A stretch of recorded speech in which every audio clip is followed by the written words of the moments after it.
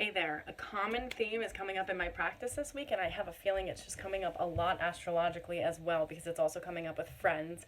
So I want to talk to you if you are somebody who is in a phase where you're like, I just feel lost. I don't really know who I am. And if you're somebody who is struggling with the idea that you're basically leaving behind past relationships and you're kind of wondering why you're doing this, even though you know intuitively that it's right for you, but you're like, a little bit afraid that if you ditch all of your old relationships, you're going to be old and die lonely because you're going to push away all of the people that you love.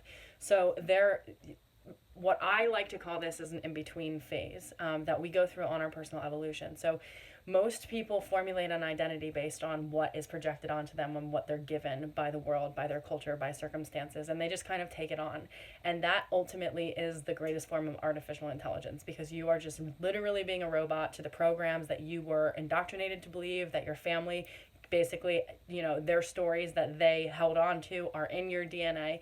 So if you don't take the initiative to change that, you're going to be running on autopilot with somebody else's life story just running through your veins. So actually, identity, when somebody says, like, I just don't know who I am, identity literally isn't about finding your self-love. If you are in a position of not knowing who you are, it's simply because you haven't actually thought about who you are long enough to create who you are. So creating who you are is a daily ritual basically, and when you really get to a place in your evolution, you recognize that you are nothing. That and identity in and of itself is an expression of the divine, and that is what it is. But ultimately, we don't even need an identity to express our divinity. So people who hold so tightly onto their identity, and especially the ones who are on autopilot with their identity, are basically going to hurt. Okay, they're going to have experiences in life that that ruffle their feathers a lot. Excuse me, because they're going to have walls that are steadfast, and it's going to feel like war if somebody tries to knock down the walls of their identity, or if somebody tries to say, like, that isn't necessarily the way to be, or that's whatever. If somebody has a rejection or a repulsion to the way that they express themselves, they are ultimately going to have like this straw man sense of like, well, that's not fair, and I'm going to defend my identity. And when you get further in your evolution, you really don't have to defend yourself, because you recognize that literally everyday identity is based on preferences, and your purpose is your presence, and for you to actually show up, it's not about fighting yourself. It's about being in relationship with the seer behind your eyes and letting her see what she sees and creating based on the circumstances that she sees. What does she want to create with what she's seen? And that is ultimate creation, okay?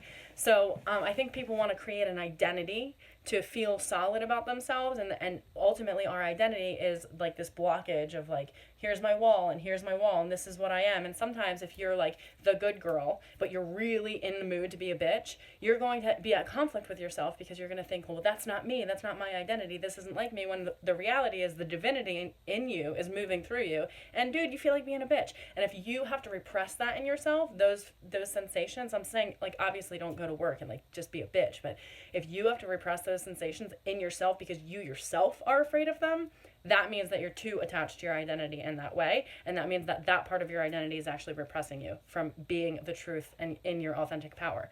So there is an in-between phase that I want to talk about, which is when we basically just get rid of all of our crutches and we recognize that a lot of our relationships in the past have been based on very codependent covert agendas. So there's this unconscious desire to have our needs met by this other person, and we're not even conscious about what they are, but there's this pull to say, like, you have a void that I can fill, I have a void that you can fill, and let's do that for each other. And the second that contract, that unconscious contract, which comes with a lot of expectations, isn't met, all of a sudden our relationships that we had these expectations for are dropped from their pedestal, and we go, how am I supposed to be in relationship with this person? So when we enter into relationships from that place of void, where ultimately when we level up and we recognize that, like, we are the only people who can fill our voids, and when we actually fill our voids rather than expect other people to do that, there is a shift in relationships. There's a shift in literally everything. And a lot of times what that looks like is there has to be distance, because for that relationship to ever be in a stronger place, it needs the different distance of perspective for both of those parties to fill their own gaps. If they're supposed to come back together, that's what they'll do. They'll fill themselves so they can come back together both whole, rather than the incomplete coming with the incomplete, which is what a lot of us base on our earliest relationships on, especially if we were raised in dynamics where we felt responsible to caretake for other people and we weren't getting our needs met. So what I want to say about this is you don't have to be afraid of this phase when all of a sudden it feels like you don't even know how to interact with people and you're just like, it would be much easier for me to be alone. Honey, you need to be alone during this phase because you actually get to feel what you feel like. And it feels a little bit like, that's an interesting lonely feeling. And then you get to sit with your feelings of loneliness, and then you get to sit with all of your feelings instead of being bombarded with the projections of other people that you now know they're not, their identities and the way that they thought of you or the way that they saw you before is literally not who you've become.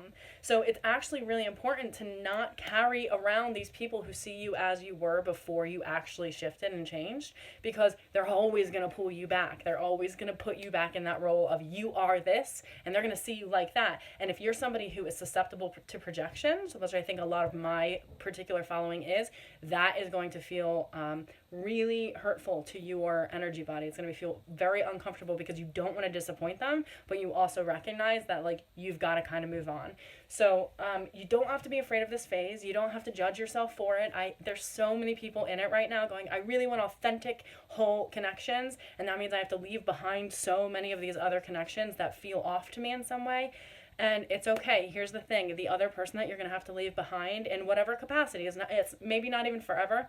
They're a whole person. They're totally capable, okay? You're a whole, totally capable person. And it is so important when we move from this place of codependent relationships to being in a position of having an actual relationship with ourselves as the creator. Not the relationship that we had with our mother or our father, which was the way that we view the universe then, because we have a relationship with our creator. We put our limitations on ourselves the way that our parents did for us. We have those limitations in adulthood for our creative potential because we say I'm not allowed or I wasn't allowed, so that transitions into adulthood as the creator, putting limitations on ourselves. When you get in relationship with you as the seer, when you formulate that relationship, you then know how to enter interdependent relationships because you wholly and in a whole way walk into a room needing no one else to validate your existence because you know that you can do that for yourself.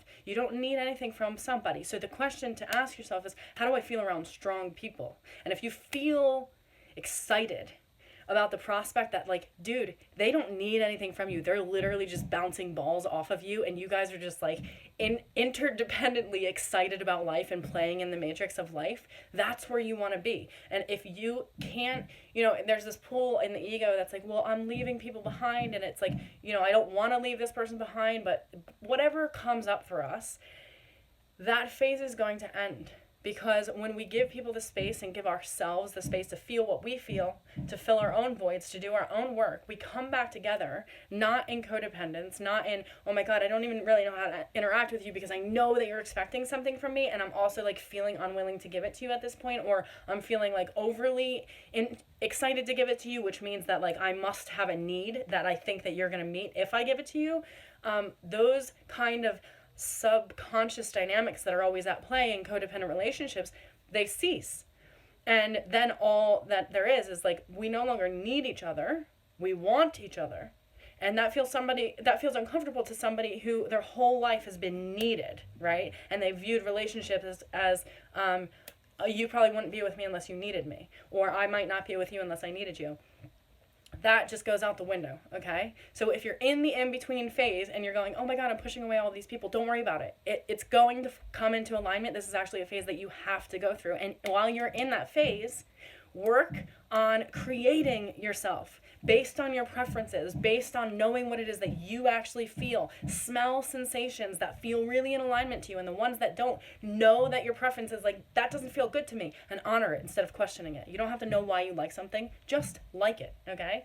So I hope that this was helpful and reassuring for you, something that you already know deep down inside of you, that if you're in the in-between space, it's the perfect time to create yourself. It's the perfect time to feel yourself and let yourself feel the negative aspects of your darkness. Let yourself feel that, because at least you know the difference of what's your darkness and what's not your darkness when you enter into an interdependent relationship in the future that's no longer a codependent, egoic driven, like I have to meet your needs, you have to meet my needs type of thing. Okay?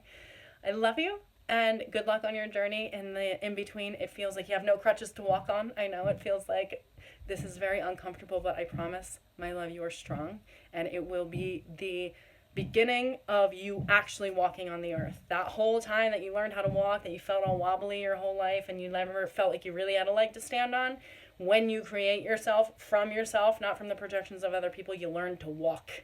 You learn to get your feet on the ground. It feels really fucking good to be here. Not so scary and dark like it once did, I promise. So, good luck. Bye.